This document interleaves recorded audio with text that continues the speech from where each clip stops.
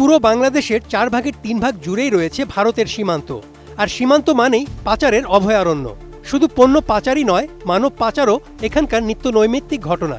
দুই দেশেরই সীমান্তে দায়িত্বপ্রাপ্ত বাহিনী নিয়োজিত থাকলেও রোধ করা যায়নি এসব অবৈধ পাচার কার্যক্রম। কুড়িগ্রামের রাজারহাট উপজেলার বাদিয়ারছড়া গ্রামের রেজাউল ইসলাম 25 বছর আগে, অর্থাৎ 10-12 বছর বয়সে নিখোঁজ হন তিনি। অনেক খোঁজাখুঁজির পরও তার সন্ধান মেলেনি। পরিবার একসময় আশা ছেড়েই দিয়েছিল রেজাউলের, কিন্তু হঠাৎ করেই ভারতের সীমান্ত পেরিয়ে প্রায় 2.5 দশক পর রেজাউল ইসলাম ফিরে এসেছে নিজের ভিটেমাটিতে। ছোটবেলায় খেলা ছোট থাকতে তখন আমার বাড়িতে আগুন লাগিয়ে দেয়, তারপরে আমার বোন মারা যায়, তারপরে ওই মা আমার পাগলি হয়ে গেল, বাড়িতে আর থাকা হলো না। দ্বিতীয় আমার বাবা শাদি করেছে, ভাগিয়ে দিল, আমি ভারত চলে গেলাম। ভারতে যেয়ে ট্রাক্টর দিয়ে চলে গেছি, ভারত বর্ডার পার হয়েছি। আমি ভিক্ষা করে লেখাপড়া করছিলাম। ওরা আমাকে জন্মস্থান দিয়েছে, আমার বাপের তুমি কোথায় জন্মিয়েছো, কোনটা ঘর বাড়ি। আমি বাংলাদেশে জন্মিয়েছি। তাহলে স্কুল থেকে বাইরে করে দেয়। 32 ইঞ্চি জেভিকো টিভি এখন মাত্র 15,000 টাকায়, সাথে পাচ্ছেন 3 বছরের প্যানেল ওয়ারেন্টি। আর আমি দীর্ঘদিন ধরে ভিক্ষা করি, 22 বছর থেকে ভিক্ষা করি।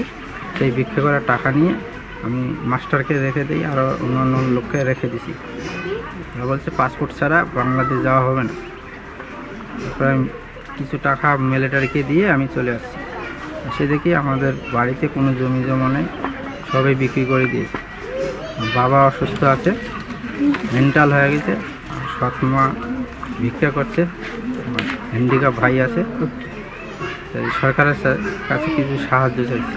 আই কার্ডটা হলে বাংলাদেশের নাগরিক হলে আমি যে কোনো কাজ করতে পারবো। নাহলে আমার এখানে জন্ম হয়েছে, তার জন্ম সার্টিফিকেট আর আইডি কার্ড সরকার যদি বানিয়ে দেয় তাহলে আমি সব জায়গায় কাজ করতে। ভারতে পাচারের পর দীর্ঘ দাসত্ব আর বন্দিদশা পেরিয়ে তার এই প্রত্যাবর্তনে আবেগে ভাসছে পুরো গ্রাম। 25 বছর পর হারানো ছেলেকে ফিরে পেয়ে পরিবারে এখন আনন্দের অশ্রু। গ্রামের মানুষ ভিড় করছেন তাকে এক নজর দেখার জন্য। রেজাউল আমার চাচাতো ভাই, সে আজকে 25 বছর পর আবার গতকাল ফিরে আসছে। আমরা তাকে কাছে পাচ্ছি, খুব খুশি আছি। অবস্থা বেশি একটা ভালো না, তাদের বাড়িঘরের অবস্থাও বেশি একটা ভালো না, আর্থিক অবস্থা একেবারেই দুর্বল।